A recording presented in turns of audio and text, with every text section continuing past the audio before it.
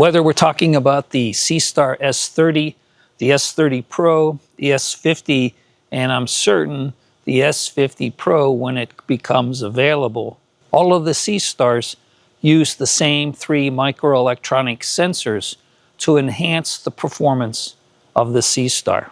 They're there to help the Seestar locate the sun or the moon during the day, and to provide feedback to us as we make adjustments to the altitude and azimuth axis when doing polar alignment, so we can operate in the equatorial mode.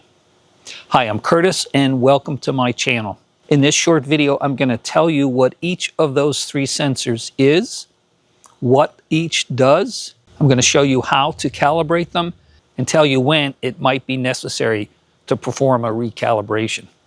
As always, I ask if you find this video useful, please hit the like button. That helps make it accessible to more people. I also encourage you to subscribe, and if you want to support this channel, you can do so at no extra cost to you by using my affiliate links down below the video. When it comes to internal sensors, the Seestars are not unlike our cell phones. For instance, this iPhone, among other sensors, has an internal magnetometer which is used in its compass application. It has a level sensor and a gyroscope, which are used together to know when to change the screen display from portrait to landscape mode as you rotate your cell phone from one direction to another. The Seestars use those same 3 microelectronic sensors. A magnetometer, which acts as the Seestar's compass to detect which direction it's pointing at relative to the Earth's magnetic field. A MEMS device, which is a level sensor, so it tells when the Seestar is level relative to the local horizon. That way it can measure altitude. And a gyroscope, which is also a MEMS device, which measures acceleration and can give feedback on changes in the Seestar's azimuth position.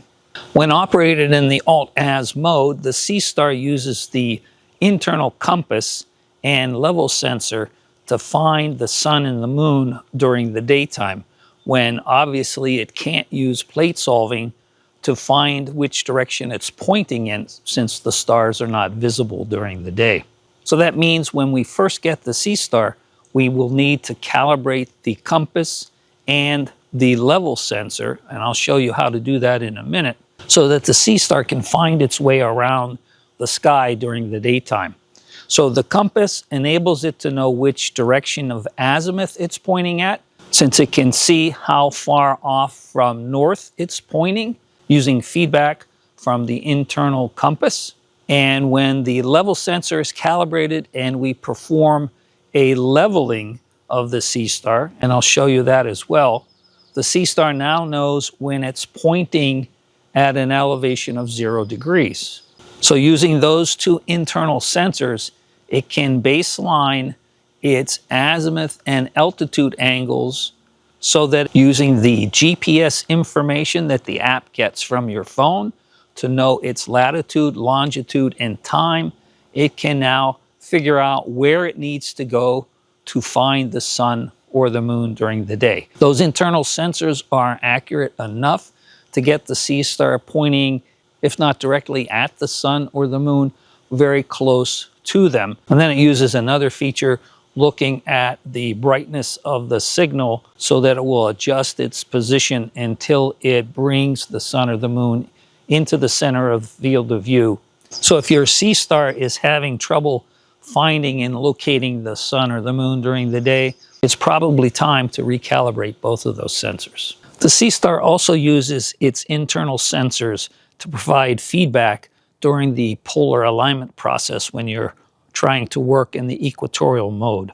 And the very first feedback you'll get is for the setting of the latitude angle on your mount. It doesn't matter whether you're using a wedge like this, a tilt pan head, or even a ball head. Once you go into the polar alignment routine in the Seestar app, it'll tell you whether you need to adjust the altitude angle of the Seestar higher or lower to match your particular latitude, which once again it gets from the GPS on your phone.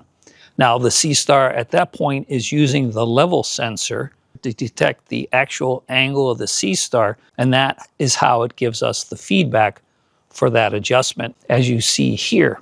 When it gets dark and we can actually begin the polar alignment procedure, the first thing the Seestar does is it takes 3 images of the night sky at 15 degrees apart.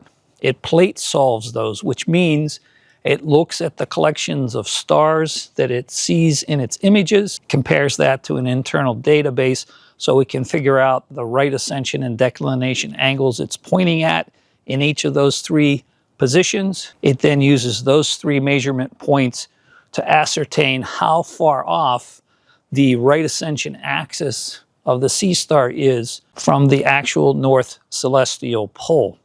And then it provides that feedback to us like you see here.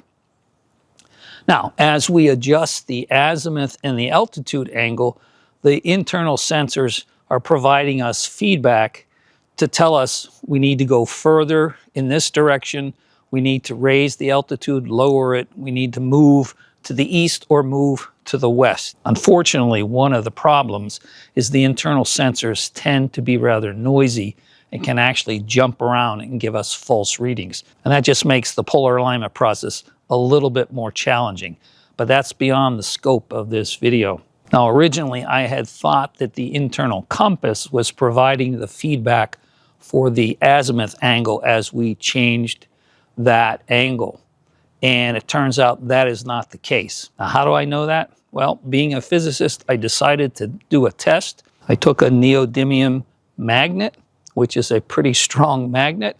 I brought it close to my Seestar and moved it all around the Seestar while watching the feedback on the azimuth angle, and it didn't change at all. That's not enough to prove it to you. I did correspond with ZWO's technical staff and established that indeed the internal compass is not used during the equatorial polar alignment procedure. Instead, the azimuth angle is getting feedback from the internal gyroscope, at least according to what the folks at ZWO told me. And the feedback on the altitude is still coming from the level sensor, like it does when we work in the Alt-Az mode. So to summarize, the Seestar has 3 internal sensors: a magnetometer or compass, a level sensor, and a gyroscope. It uses the compass and level sensor for operation in the Alt-Az mode, especially during the daytime. It also uses them at night to get a rough idea of where to point in the sky, but because it can see stars, it will then use plate solving to fine-tune its position from there.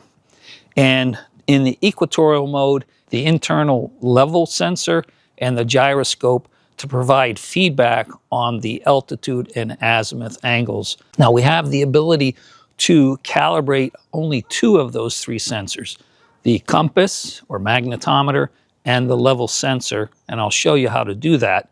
I'm not sure why there isn't a calibration procedure for the gyroscope, but at this point in the Seestar app, there is no such ability. Now, when should you calibrate those 2 sensors? When you first get your Seestar and you connect to it with the app the very first time, one of the first things you should do is calibrate both the compass and the level sensor. Now, as I'm sure many Seestar owners already know, those sensors can go out of calibration. The magnetometer is sensitive if you bring any kind of ferrous material around next to it, like steel or iron. That could mess up the calibration of the compass.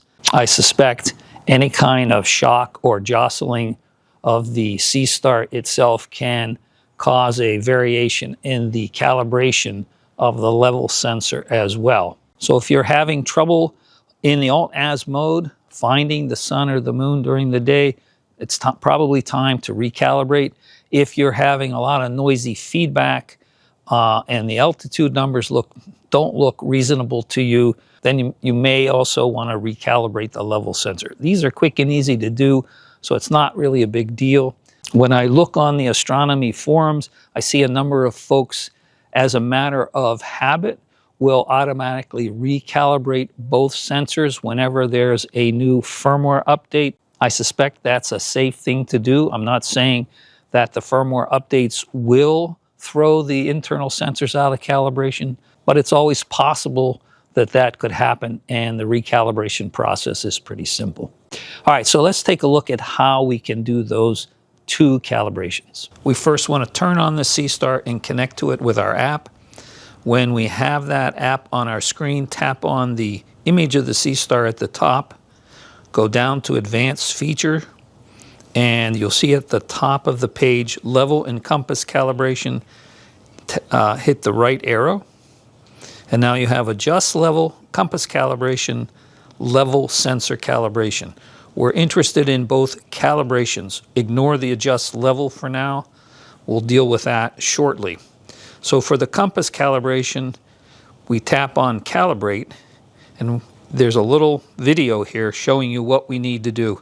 So we essentially just need to rotate the Seestar 360 degrees, and the app will show us when we have completed the full calibration. So let me tap on the Calibrate button, and then I'm going to just rotate this, and rotate it slowly. Many people try to rotate it too fast, and then they complain that it takes too many rotations to close the green circle and get a completed compass calibration. And that's all you have to do. Very simple. You can do that as often as you feel you need to. I don't think you need to do it all that often, but if you're having trouble locating objects like the sun and the moon during the day, you may consider redoing this and the level sensor calibration. I should have mentioned, for the compass calibration, you want to set the Seestar on a surface that has no ferrous metals around, no steel, no iron. I picked this wooden table because the ferrous metals will interfere with the Earth's magnetic field and therefore give you an inaccurate calibration. For the next step, we need a level surface.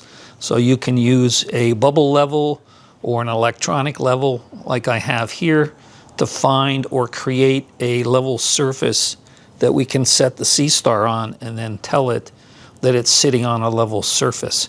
So you see this reads to 0.1 degrees. That's probably the best you're going to get. So let's put the Seestar right there, and it rests on the metal base. Go into the app, level sensor calibration. And are we sure we're on a level surface? Yes. Hit Calibrate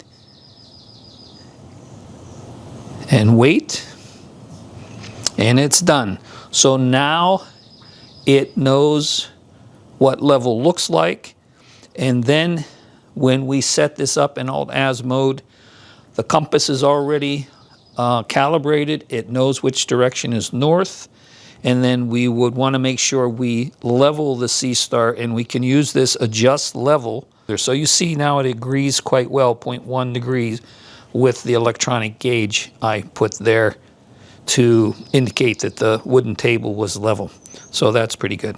I think that's good enough. Now I want to make sure folks are clear on the difference between adjust level and level sensor calibration.